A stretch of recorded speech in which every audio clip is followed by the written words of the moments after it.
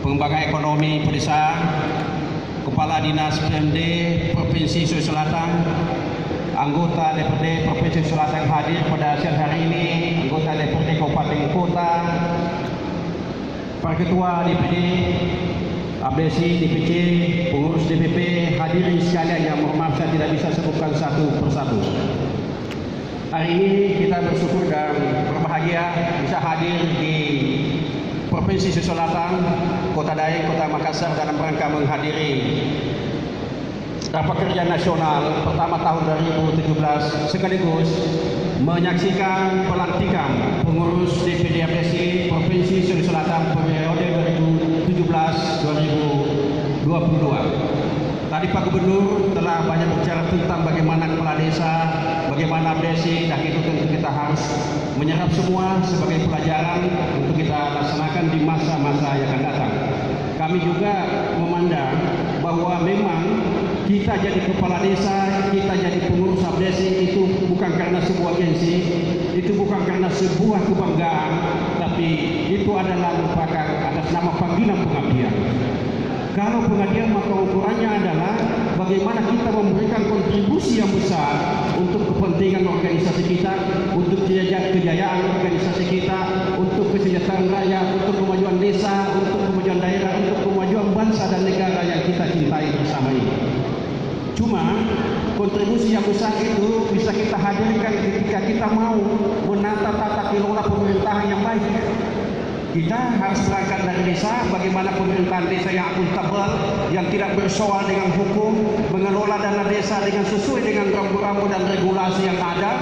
Itu tentu kita mau menghadirkan manajemen modern di seluruh sendi-sendi kehidupan berbangsa dan bernegara. Kita 2 minggu lalu kita ada berita bahwa sudah kurang lebih 600 kepala desa yang bersoal dengan hukum. Setelah kami adakan pengecekan Pak Dirjen, Pak Direktur, ya ada istilah dekriminalisasi. Ini terkait dengan kepentingan politik lokal, baik itu kabupaten maupun di tingkat desa. Tidak semuanya sebagaimana apa yang kita curigai selama ini bahwa ini adalah bersoal dengan hukum. Kita 74.954 desa, kalau cuma 600 itu tidak seberapa. Kita masih bagus, kita masih mempunyai menjaga kemuliaan ideologi kita, kemuliaan integritas diri kita sebagai pemegang fungsi, sebagai pemegang amanah selaku kepala desa untuk menjaga kehormatan kita sebagaimana yang disinggung oleh Bapak Gubernur tadi.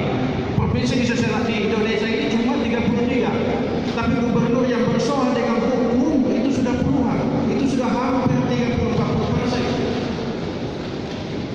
Bupati, kabupaten kota, dan wali kota sudah ratusan yang bersoal dengan hukum, dia hanya 400 sekian. Oleh karena itu, di mana saya sampaikan, hentikan kriminalisasi terhadap kepala desa. Dalam desa jangan dicampur-campur dengan kepentingan politik kabupaten kota. Silakan berpolitik. Dalam desa adalah untuk rakyat, bukan untuk dipolitisasi. Saya kemarin di Jawa Timur, Jawa Tengah, ada yang banyak bersoal dengan persoalan sertifikat prona adjudikasi. Ternyata begitu kita cek tidak ada satu pun pungutan yang dilakukan kepala desa. Yang ada adalah masyarakat yang mengurus tentang persyaratan mendapatkan layanan adjudikasi maupun prona itu. Jadi ini harus dipisahkan oleh penegak hukum, dan ini adalah tugas dan fungsi ketua DPD dan ketua DPD di seluruh Indonesia untuk mengagregasi dan mengartikulasi kepentingan anggota. Kita bukan mau melindungi anggota kita yang bersoal, tetapi kita sudah membangun sesuai dengan ijazah ABSI bahwa kita adalah menjunjung tinggi kebersamaan, kesetiakawanan kita dari Sabang sampai Merauke. Satu saja yang disakiti, maka yang lain pun turut merasakannya.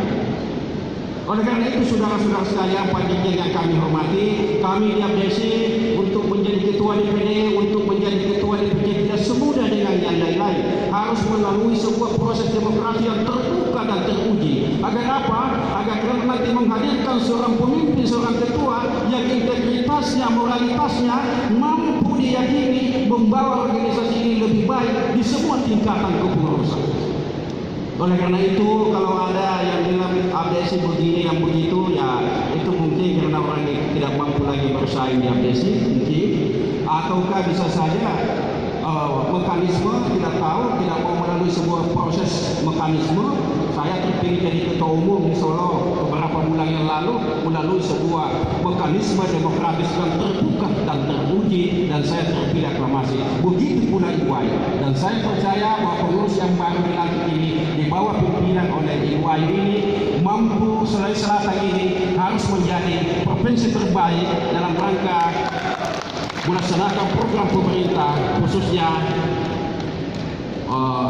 penguatan penggunaan dana desa itu untuk badan usaha milik desa kita. Ini harus ada hadir di seluruh desa di Sulawesi Selatan.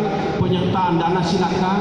Kita tidak boleh terintervensi oleh sebuah peraturan bupati yang bertentangan dengan peraturan perundang-undangan yang lebih tinggi. Kita harus apa yang menjadi harapannya rakyat di desa itu yang kita harus laksanakan. Kepala desa harus memahami apa yang menjadi kebutuhan rakyat. Kepala desa harus tahu berapa orang miskin di desanya. Kepala desa harus tahu berapa meter jalan yang berlubang. Kepala desa harus tahu berapa janda-janda tua di desanya. Jangan cuma janda-janda cantik aja yang ditahu.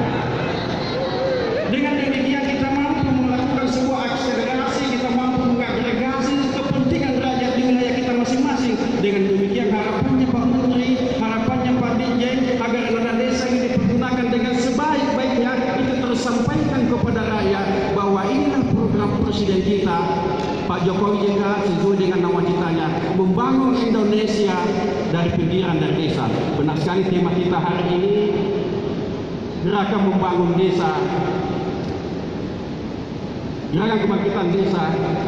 Ini desa membangun Indonesia. Kenapa begitu judulnya Ibu Ayu ini? Karena kalau desa sudah bagus, maka otomatis kecamatan itu akan bagus. Kalau kecamatan sudah bagus, maka pasti kabupaten kota akan baik. Kalau kabupaten kota sudah baik, maka otomatis provinsi juga itu akan baik. Maka Indonesia akan menjadi negara yang hebat, yang maju, yang sejahtera, dan akan diperhitungkan dalam percaturan bangsa-bangsa di dunia. Inilah harapan kita, sehingga dana desa ini ada di desa.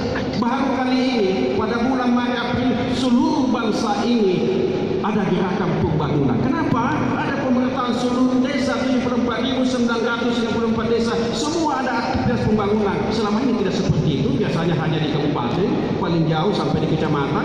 Kita kepala desa seperti menunggu hujan dari langit.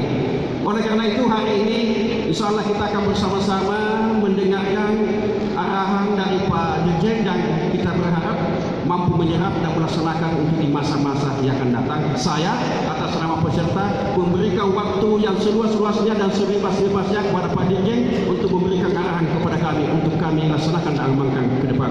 Wabillahi taufiq wal hidayah. Assalamualaikum warahmatullahi wabarakatuh.